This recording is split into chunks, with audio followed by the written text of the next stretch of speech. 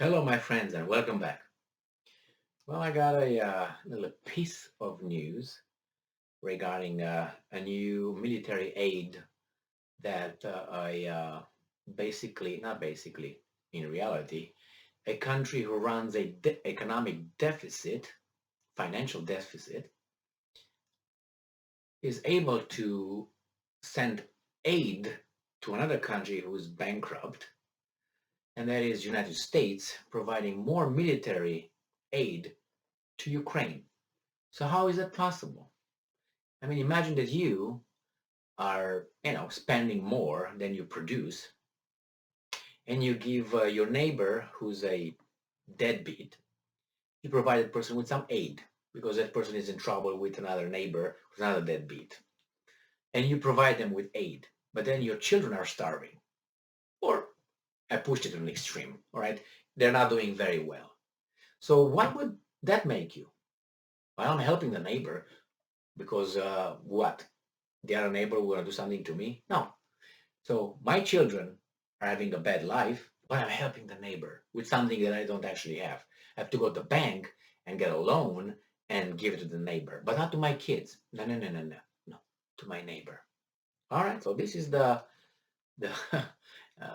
the current situation here with Ukraine, United States, and Russia. So I have an article from Yahoo, and it states here, the title is, it's from Grayson Quay, and who's a weekend editor from April 2nd, 2022, and he says the Defense Department announces $300 million in military aid to Ukraine.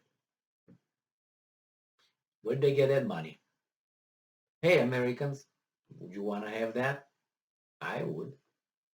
So it says here that the United States will send Ukraine up to 300 million worth of military supplies, including armed drones, laser-guided rocket systems, machine guns, armored off-road vehicles, night vision, and thermal imaging devices. The Washington Post and NBC News report.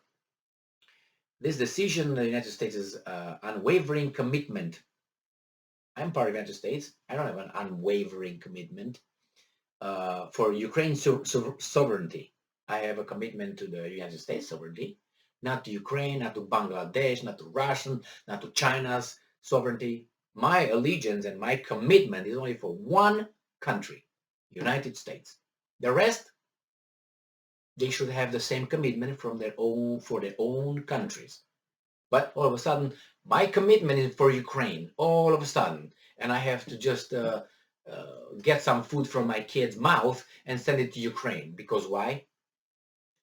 That's madness. That's madness. And it says here, territorial integrity in support of its heroic efforts to repeal Russia's war of choice. Well, that's very, very, very debatable, Mr. What's your name? Grayson Quay. Very debatable. You just jump around here, certain things. First, I would say heroic efforts that could have been avoided, and all those dead people would be alive now, and we all have a better life, including the Ukrainians. Ukrainians were of choice. Oh, Russia just woke up and said, you know what? Today I choose to bomb. Give me a map, man. And Putin was like, Lavrov, which one do you think we should freaking bomb today? And Peskov said, Ukraine. You got a point. Where's Ukraine? Oh, this. We are in agreement. Democracy works. Bomb Ukraine. That's how it was the war of choice, apparently. Efforts to repeal. Pentagon Press Secretary John Kirby said in a statement late Friday. So Kirby, you are a. I can't use the word. It started with an R and it ends with an D. Okay. It's made out of 6 letters. God, and they're in charge of my life.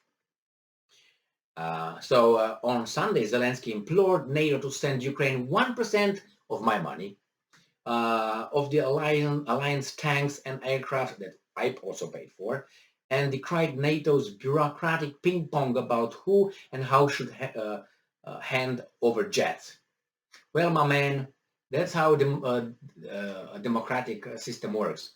All that these guys are gonna give you was taken forcefully from me. Okay, you got that? It's not like where you come from, we just take it and no question asked. Okay, that's a little pretense of we have something to say in all this here at the States. Over there, it's in your face. I need it. Give it to me. Not give it to me. I'll take it right now. But here it's not like that. It's a little bit smarter, smoother. It's the same bottom line, but it's they make us feel, us, some of us feel, oh, okay, yeah. They ask us for our permission. And Zelensky, do that with your freaking money, not with my money and my children's money. Okay, how about that?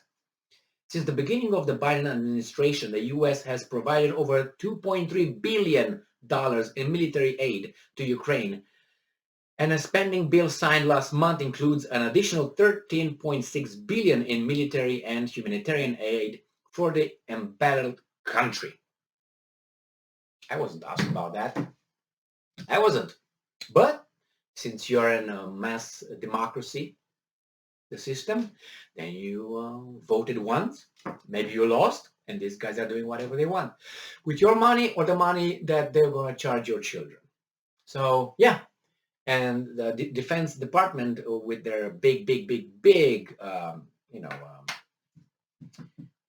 do you call that, budget that was voted by these guys that are in your pocket. Why? Because you got the boom boom. Then there you have it. You get whatever you want and even more. Even more. It's unbelievable. So yeah, Zelensky, you're welcome. So yeah, I didn't want that, but nevertheless, there you have it. Thank you very much.